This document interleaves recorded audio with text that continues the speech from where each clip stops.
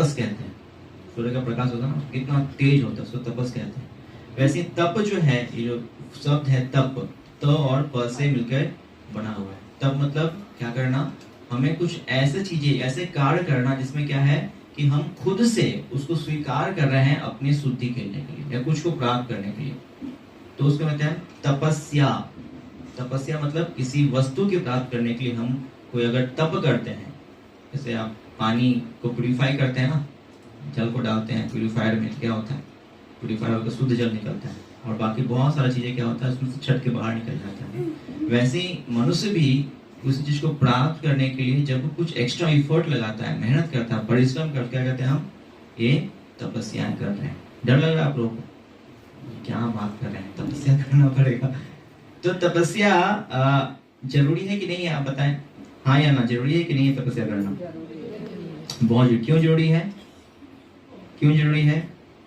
क्योंकि हम जब तप करेंगे तो क्या होगा, उसका रिजल्ट हमें क्या मिलता है, अच्छा मिलता है।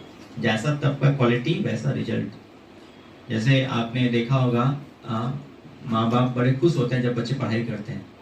क्यों खुश होते हैं? बच्चा तपस्या कर रहा होता है ना।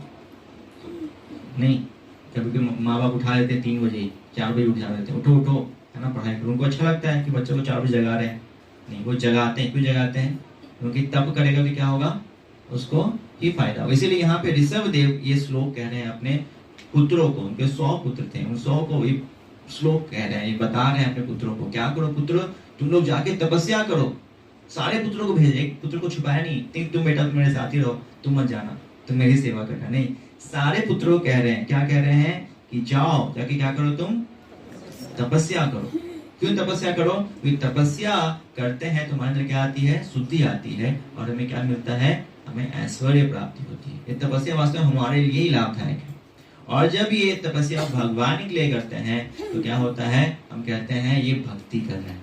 तपस्या को भगवान से जोड़ दो तो क्या बन जाता है, ये भक्ति बन जाता है। और तपस्या जब हम करते हैं खुद के लिए, क्या बनता है हमारे लिए, कष्ट का कारण। हाँ, ये बात हमें याद रखना है। आज हम इस पर थोड़ा चर्चा करेंगे इसके ऊपर कि तपस्या जब खुद के लिए करेंगे क्या बनेगा, वो हमारे लिए कष्ट का, लेकिन भगवान के लिए क्या करेंगे तो हमारे लिए भक्ति बन जाए। हम आएंगे इसके ऊपर, आज हम इस पर चर्चा करेंगे।